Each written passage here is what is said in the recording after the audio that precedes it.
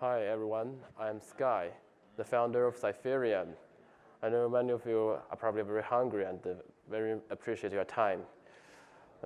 This is my researcher, Tom, and he's also here with me.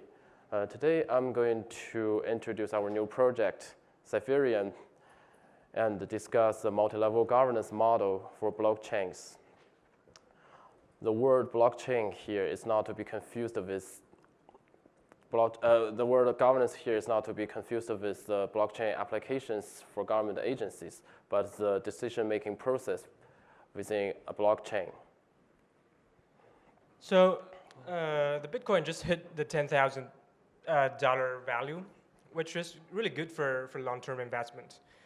But eventually, in the end of the day, you want it use it for daily transactions, right?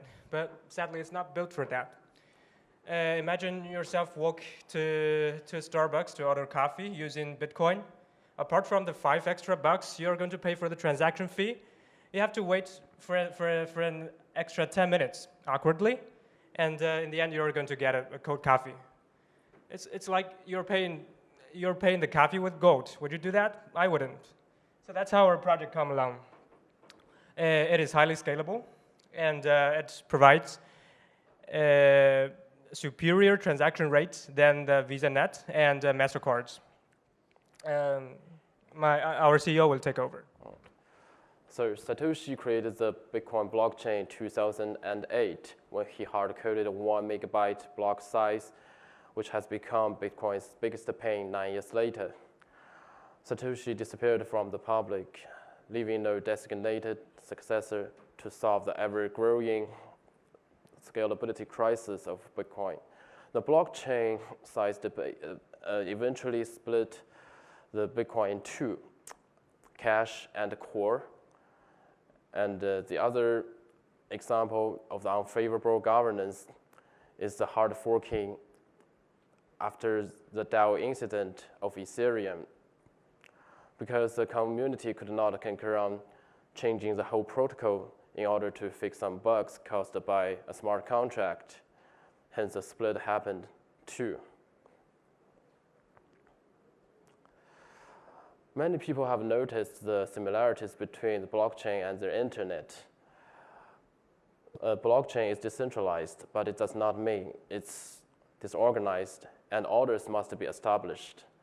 Like the internet, the blockchain is multi-layered. So a blockchain can be roughly divided into these layers, and the conflict can happen between any one or more this layer, or even at the same level, because users share divergent interests. For example, the miners want the token price to go up, while the application developers and daily users want to keep it down, because the transaction fee will become so high.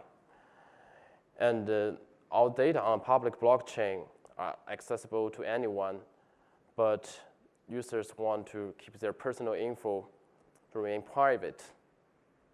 So if not resolved properly, all these conflicts can lead into troubles. And now I'm going to explain how does Ethereum solve the governance issue within the current blockchain landscape. We gave our project its name because we regard the blockchain as a new global resource. So the word cipher means encrypted message, and the postfix IUM refers to the precious metal. We seek to find the balancing point that serves the most interest of most people. So Ethereum's design is loosely coupled. It gives autonomous governance to each level just mentioned. I'm now going to the technical details of Ethereum. So Ethereum uses a unique hybrid consensus mechanism. It combines the proof of work, which is adopted by Bitcoin, and PBFT. Both algorithms have historical dependability, and by combining the two algorithms, Ethereum becomes fully decentralized, trustless, and any node can join the network anytime and leave, making it fully democratic. So it works like a Congress. The nodes get elected through mining and then become validator nodes. Validator have the power to produce blocks, verify transactions, and propose any protocol changes, such as defining the parameters of the blockchain, like the block size, the stacks, and of the virtual machine, and the minimum transaction fees.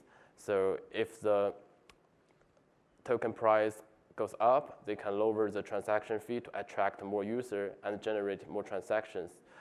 The PBFT is a very fast consensus mechanism. It works like a voting. As long as a 2/3 majority of the validators approves on a block, then it gets permanently committed to the blockchain.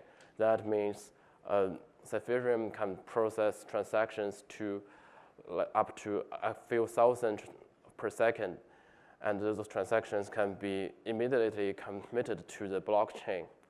So you don't have to wait for 10 minutes for confirmation when you pay for something you like with Ethereum. And that makes Ethereum useful for daily purchases. So this illustrates the voting process. And this committee is dynamic, so it's constantly changing. And no node is above others. There's no permanent membership. If a node commits a fraud, it's going to be detected and immediately removed from this group.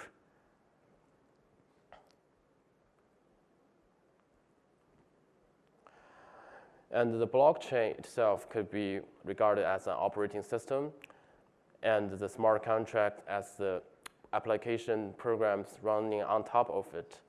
Any change to the blockchain itself should not alter the correctness of these applications, such as when we update our OS to like a newer version, our data should still remain safe and is backward compatible. Those smart contracts leverage the lower layers, such as the data and the network, through the platform. And these are our features to enable application-level governance.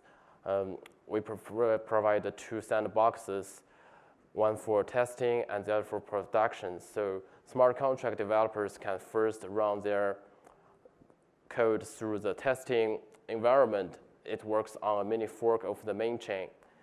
And if they detect any problems, that's fine. They can just delete that mini fork and create another one until all the development has been finished, then push that onto the main chain. So the problem, like the DAO attack, could be greatly mitigated.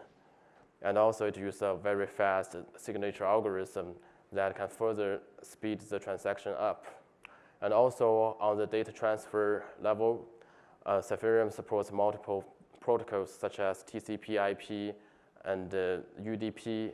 And recently we partnered with the blockchain delivery network, which is called Bloxroute. So Bloxroute aims to speed the data transmission of the blocks up to a few orders of magnitudes. And with that, that means we have the potential to outdo the transaction throughput of Visa and MasterCard. And our project is well received by industry experts. We are working closely with the top research institutions to work on the cutting-edge technologies and set some industry standards. We also actively engage and participate in the government-sponsored events, such as the Congressional Blockchain Education Day in Washington, D.C., to raise the awareness of the blockchain of the public. And tackling the governance issue does not require only technological advancement, but also the collaboration from each member of the community. We are a strong team with a strong belief that blockchain will change the world, and our goal is to make it accessible and more scalable for daily practical use. Blockchain has already started integrating itself to people's everyday life, whether you notice or not. However, in order for this to really take off, we need it to become more affordable and energy friendly, and also we need a collaborative movement from all members of the society. And what is the significance of the multi-level governance? So it overcomes the obstacles that we currently face in designing and developing some high transactions through applications such as enterprise level. So with the multi-level governance system, we can build more practical and advanced applications such as central bank digital currencies. Also, it will reduce the risk of the community disruption, like the hard forking, so that makes the blockchain more stable to build some really good applications on top of it. And last but not least, this design is safer and more robust because it separates the blockchain, and each of these different layers won't interfere with each other, creating a more robust and flexible environment within its ecosystem. And please follow us. We keep updating, and our development is ongoing. So if you have any questions, you can feel free to ask. We also have a conference room at the 5th floor. So thank you very much for today's interest. Thank you. Yeah.